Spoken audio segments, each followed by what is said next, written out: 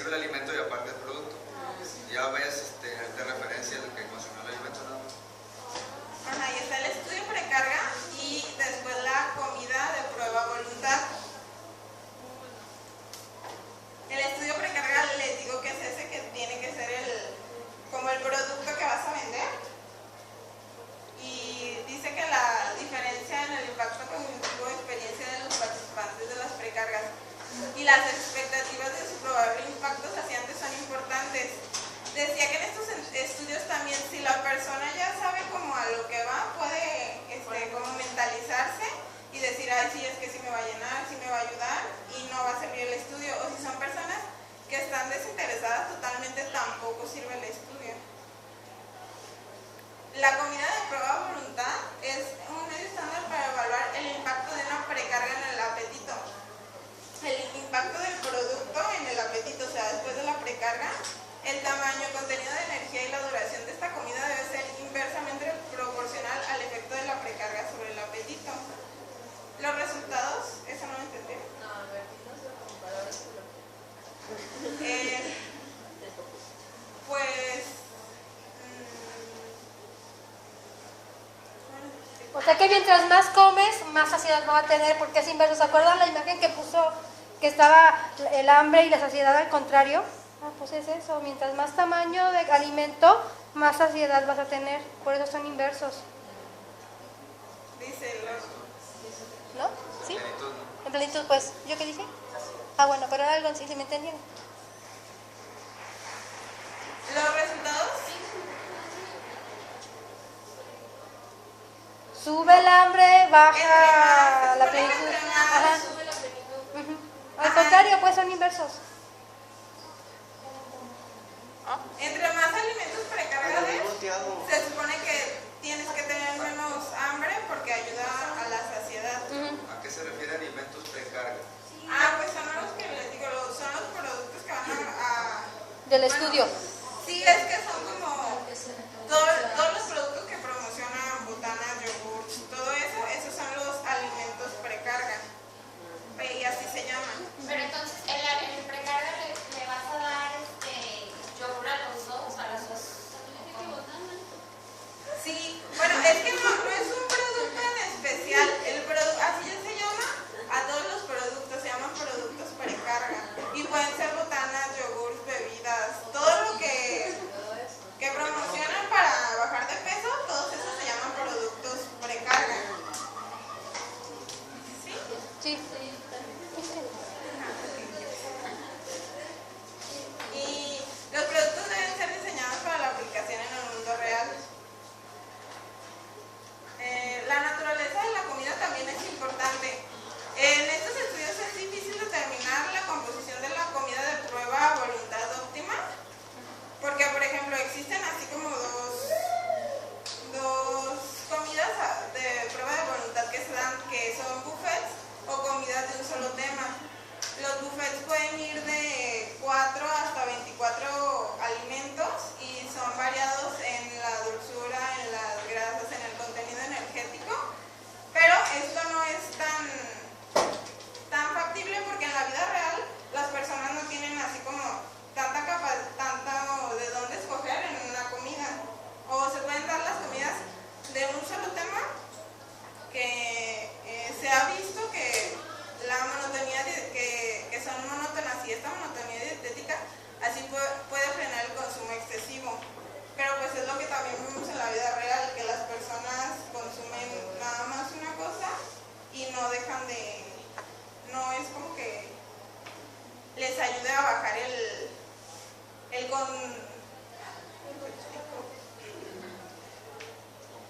pues sí, no es, consumen ese alimento, pero aparte consumen más alimentos y no es algo que se pueda como comercializar, que digas, les voy a dar les voy a vender solo este producto y que vayan a comprar ese producto porque como es muy monótono, no lo van a consumir, van a irse Vas a por querer otras de cosas repente y no va a comprar servir o de comer nada. otras cosas y entonces ya no vas a estar comprando ese producto que me va a dar la saciedad. Entonces Pues algo parecido a lo que ocurre precisamente con los buffets, que llega uno y nada más de ver todo, no les quitas lo que pagas en el buffet, te llenas antes y no comes. Bueno, hay sus excepciones, ¿no? ¿Por qué me voltea a ver, maestro? ¿Me lo dice Tanteo? No, lo digo porque a mí me ha pasado. Y dice que no se ha evaluado sistemáticamente el efecto del número y tipo de alimentos en la ingesta total de energía. No se ha evaluado si la variedad de alimentos influye en cuánto consumen. Los cambios... ¿Cuántos en sus casas llegan a su casa y ya tienen la comida lista? Y aquí de los del salón tienen 2 o 3 platillos. A veces. No, sí, está el frijol y está el queso. Pues que yo tengo que hacer comida un día antes. Yo tengo mi sopa con mi guisado y con mi ensalada. Y ya las están, ya nada más llego y caliento y van para adentro. Pero en ningún momento, o sea, que prepares un platillo, 3 platillos, y que la pareja o los hijos te digan, quiero esto, quiero otro. Yo Todavía creo no llego a ese nivel. Eso es lo que Ni se con que se refiere. come lo... Ah, ok, ya. Es una estrategia, es un estudio que se hizo en donde? En Europa, ¿no? Porque hace mucha alusión a una entonces, en Europa, aparte de culturalmente no tener, bueno, aparte de no tener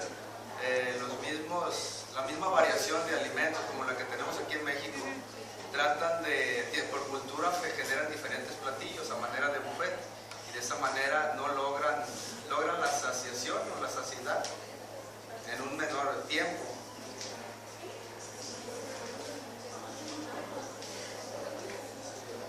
Los cambios en la ingesta voluntaria de un alimento generalmente resultan y son indicativos de los efectos de los alimentos sobre el apetito. Se requiere la medición de las sensaciones subjetivas del apetito y de todos los aspectos relacionados con el apetito, el hambre, la saciedad y el consumo prospectivo, el posterior y el deseo de comer son los aspectos que más se estudian en esta investigación. Luego existe la escala visual analógica, EVA. Es una línea horizontal de 100 milímetros que en cada extremo se identifican las características opuestas del apetito, que son, tiene mucha hambre o no tiene nada de hambre. Es como la escala del dolor, pero en el apetito. Es administrada desde el inicio de la jornada experimental, antes y después de las comidas de carga fija, precarga y comida, y aperitivos a placer, y en intervalos de 1 hora después del inicio de cada evento de comer. Se administran antes y después de las comidas para ver el nivel de saciedad de las personas. Y los cambios en EVA pueden predecir la posterior ingesta de energía a voluntad. A ver ahí, una escala de 100 Sí, o sea que... 100 milímetros. Ajá. ¿Cómo? Pues,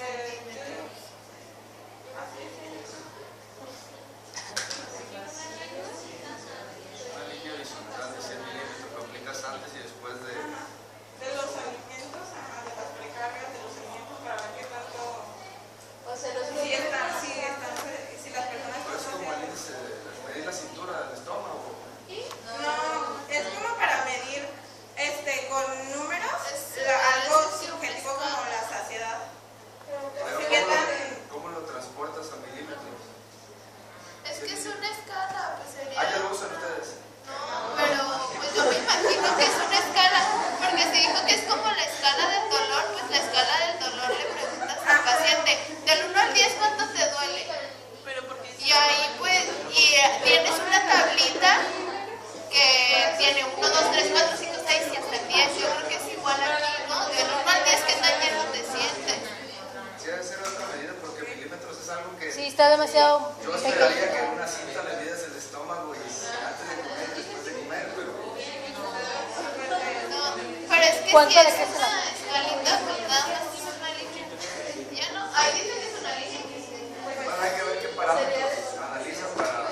Y pues serían 10 centímetros. En el caso de que sean milímetros, pero así va a quedar más.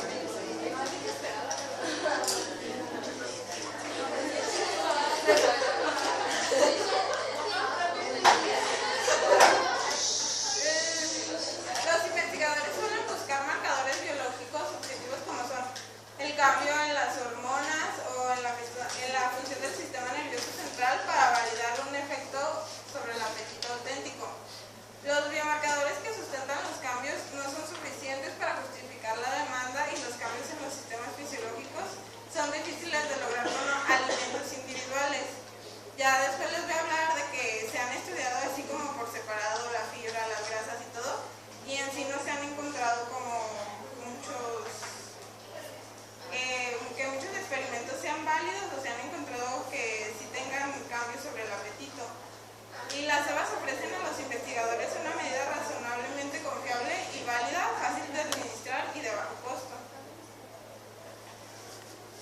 ingredientes, los alimentos y el apetito. El campo avanza a un ritmo rápido con nuevos ingredientes formulados en nuevos productos que figuran en una variedad de maneras entran en el dominio de la frecuencia pública.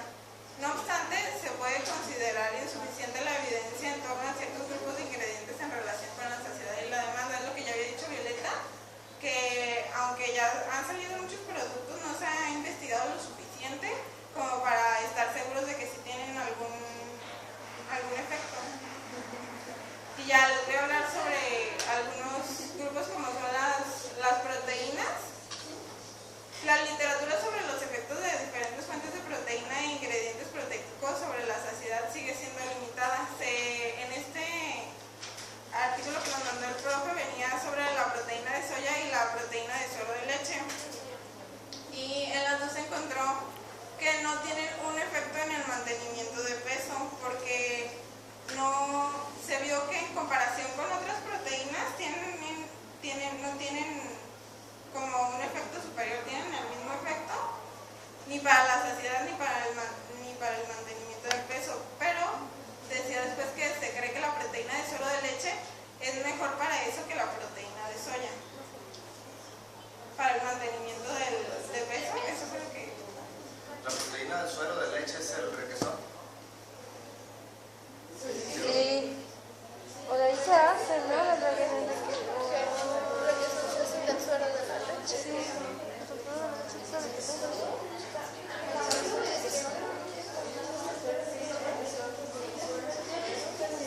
Las fibras son y en especial las formas solubles y de hidratos de carbono resistentes a la digestión en general, retrasan el vaciado gástrico, disminuyen la absorción de glucosa o promueven la liberación de colecistoquinina, GLP-1 y péptido YY. Son diversos los conceptos de fibra y existen opiniones diferentes sobre sus efectos en el apetito y mantenimiento de peso, por lo que las fibras no son como muy tomadas en cuenta, porque diferentes fibras causan efectos diferentes y no se ha como podido regularizar o estandarizar. Y se estudiaron los betaglucanos, los fructanos y la goma guar. Los betaglucanos y los fructanos no se encontró como la información científica suficiente para decir que tenían un efecto sobre el apetito y la saciedad, y la goma guar se descartó, porque aunque en el primer estudio se encontraron resultados, en el segundo estudio ya no se encontraron resultados. Es que se hacen varios estudios y aunque en algunos sale que pueden tener algunos efectos, en los otros ya se descarta. Ajá. Y cualquier efecto observado de la fibra sobre la ingesta ha sido relativamente pequeño. Proteína y fibra. La combinación de cantidades relativamente pequeñas de proteína y fibra tienen el potencial para inducir la saciedad. Se hicieron dos pruebas con yogur enriquecido con proteína de suero y goma guar. En el primero se redujo el apetito, pero fue administrado el yogur en la colación y se dieron cuenta que para la comida ya las personas no presentaron tanta hambre o redujeron un poquito su hambre. Pero como este estudio nada más fue realizado en un solo tiempo de comida, o fue visto en un solo tiempo de comida, tampoco lo tomaron muy en cuenta, porque según la Asociación Europea debe tener el efecto durante todo el día. Y en el segundo estudio se rechazó. Se pidió que un yogur con características parecidas, le pidió que hicieran un estudio, pero se rechazó porque el efecto no se mantuvo más de 6 semanas. Las grasas, en especial las nefas con longitudes de cadena de 12 o más ácidos grasos en particular, están asociadas con la supresión del apetito y una mayor liberación de colecistoquinina, GLP-1 de respuesta, efectos que pueden sustentar contra la saciedad y la saciedad temprana después de las comidas. Se estudiaron productos a base de aceite de avena y de palma, que